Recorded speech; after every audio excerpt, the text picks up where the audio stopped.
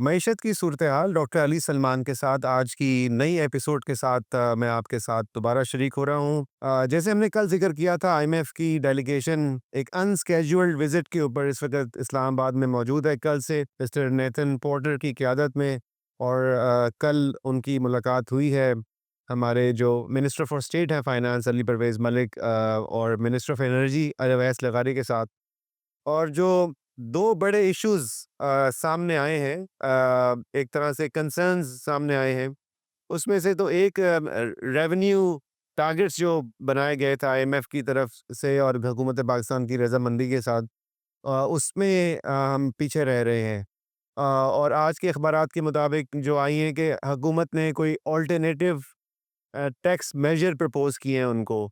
उसके अंदर withholding taxes को बढ़ाना, कुछ अशिया के अंदर एफईडी का जो फेडरल एक्साइज़ ड्यूटी है उसके अंदर एडिशन करना। इसके अलावा इंपोर्ट के ऊपर चूँकि हम बहुत ज़्यादा डिपेंडेंट हैं, इंपोर्ट टैक्सेशन के ऊपर हम बहुत ज़्यादा डिपेंडेंट हैं, तो इंपोर्ट के ऊपर जो एडवांस इनकम टैक्स कटता है उसकी शरह में इज़ाफ़ा और इस तरह मुख्तलिफ़ टैक्सों की शरह में इज़ाफ़े की बात सामने आई है अभी तक जो अखबारात के मुताबिक। हमारा जो टारगेट है वो पूरा नहीं हो रहा है तो उसकी वजह से हमें एक मिनी बजट में जाना पड़ रहा है। तो पाकिस्तान को और पाकिस्तान के बिज़नेसेस को और पाकिस्तान के लोगों को, सिटिज़न्स को, टैक्स पेयर्स को तैयार रहना चाहिए कि हम बहुत जल्दी एक मिनी बजट की खबर सुनेंगे। जिसका मतलब ये है कि हमारा जो टैक्स बर्डन है लोगों के ऊपर, बिज़नेसेस के ऊपर, प्राइवेट सेक्टर के ऊपर, उसमें इज़ाफ़ा हो जाएगा। तो ये यकीनन एक कंसर्न की बात है क्योंकि हमें इसके corresponding reduction in public spending हमें नज़र नहीं आ रही है। टैक्स रेवेन्यू के जब टैक्स रेवेन्यू में अगर टारगेट में हम पीछे रह रहे हैं तो ज़ाहिर है कहीं से हम एक्सपेंडिचर भी कट कर सकते हैं। लेकिन अभी तक हमें कोई ऐसी खबर नहीं मिली है जिसके नतीजे में हम ये कह सकें कि हमने अपने जो स्पेंडिंग है उसको कम करना है। तो हमारी ये तवक्को है कि जहाँ पर हमें टैक्सेस की रेट्स की बढ़ाने की बात हो रही है, तो वहाँ पर कहीं स्पेंडिंग को कट करने की बात भी होनी चाहिए। चाहे वो वफाकी हुकूमत करे या सूबाई हुकूमतें करें या हमारे जो बाकी स्टेक होल्डर्स हैं, इंस्टीट्यूशनल स्टेक होल्डर्स होल्डर्स हैं इंक्लूडिंग डिफेंस बजट, उसके अंदर कहीं कमी की बात हो ताकि कहीं से हम अपने इस गैप को पूरा कर सकें और इसमें तमाम स्टेक होल्डर्स को शामिल होना चाहिए। जो दूसरा जो बड़ा कंसर्न है जो अभी तक फ्लैग हुआ है, वो एनर्जी सेक्टर के अंदर है और ये एक बहुत कॉम्प्लेक्स मैटर है क्योंकि अब बहुत ज़्यादा सोलराइजेशन की तरफ हम जा रहे हैं और इंक्रीजिंगली हमारा जो मिडिल क्लास है, हमारे इवन फार्मर्स हैं और अपर मिडिल क्लास है, वो अब सोलराइज़ हो रहे हैं। अपने घरों को वो सोलर उसमें कन्वर्ट कर रहे हैं और बिजली का जो ग्रिड सिस्टम है, उससे हम आज़ाद होने जा रहे हैं।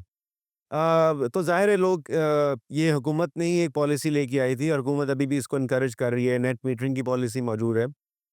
लेकिन अब उसका जो असरात हैं वो ये पड़ रहे हैं कि हमारा जो डिमांड है ओवरऑल जो ग्रिड से जो इलेक्ट्रिसिटी प्रोड्यूस हो रही है वो कमी उसमें हो रही है। तो जब वो कमी होगी तो उससे एसोसिएटेड टैक्सेशन में भी कमी होगी और फिर उसके मुतल्लिक जो कैपेसिटी जो चार्जेस हैं, फिक्स्ड कॉस्ट हैं, उनमें भी इज़ाफ़ा हो जाएगा।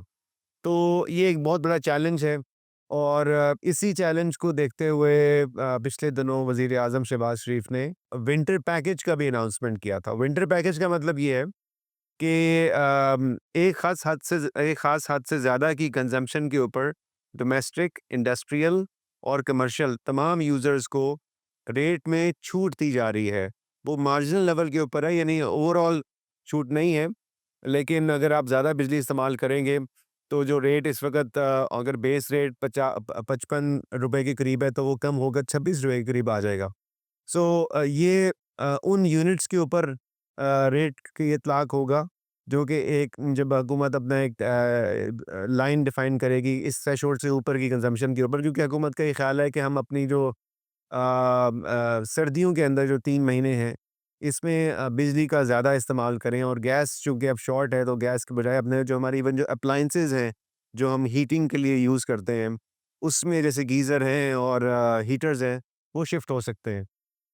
तो ये एक अच्छा कदम है और इससे हम उम्मीद करते हैं कि अगर इसमें इसकी इम्प्लीमेंटेशन हो जाती है और इसकी एडॉप्शन होती है कंज्यूमर्स की तरफ से, तो एक ओवरऑल हमारी जो रेट में रिडक्शन हो सकती है। और इसी का वादा जो तवानाई के वज़ीर हैं अवैस ज़रदारी, उन्होंने भी कुछ अर्से पहले किया था कि इन 3-4 महीनों में हम रेट्स को नीचे जाते हुए देखेंगे।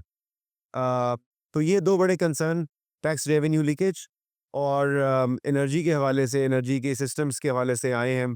इसी से मुतल्लिक एक और जो खबर आई है वो ये है कि हमारा जो पाकिस्तान ने चूँकि सरप्लस इस वक़्त मौजूद है एलएनजी गैस, वो भी इम्पोर्ट कर रखी है। और इंडस्ट्रियल डिमांड वो कम हो रही है और ख़ास तौर पर कैप्टिव पावर्स पहले से मौजूद हैं, यानी ऐसे यूनिट्स इंडस्ट्रीज़ में लगे हुए हैं जो हुकूमत पाकिस्तान ने ही पॉलिसी दी थी कुछ साल पहले कि ग्रिड से तो सप्लाई नहीं हो सकती, तो आप अपने यूनिट्स में ही कैप्टिव पावर स्टेशंस लगा लें। और आईएमएफ ने मुतालबा किया है कि जनवरी 2025 से वो डिस्कनेक्ट कर दिए जाएँ। उसके ऊपर रेजिस्टेंस आ रही है, प्राइवेट सेक्टर की तरफ से रेजिस्टेंस आई है। अभी एक रिसेंटली रिपोर्ट भी लॉन्च हुई है, सीआर थिंक टैंक ने लॉन्च की है। उसमें भी ये मुतालबा सामने आया है कि इसको हमें डिस्कनेक्ट नहीं करना चाहिए, क्योंकि उससे भी again cost of doing business बढ़ जाएगा, ख़ास तौर पर टेक्सटाइल सेक्टर के लिए। एप्टमा की स्पॉन्सर्ड रिपोर्ट थी। तो ये एक बड़ी चैलेंजेस हैं। हम देखते हैं कि इन चैलेंजेस से और इन डेवलपमेंट से हुकूमत कैसे निपटती है। और at the end of this visit हमें खदशा ये है कि एक मिनी बजट अनाउंस होगा, जिसके नतीजे में हमारे बिजनेसेस के लिए ज़्यादा दुश्वारियाँ पैदा हो सकती हैं। अगले एपिसोड के लिए हम आपसे दोबारा मिलेंगे। अगर आपको ये प्रोग्राम पसंद है तो हमारे यूट्यूब चैनल को लाइक और सब्सक्राइब करना ना भूलेगा।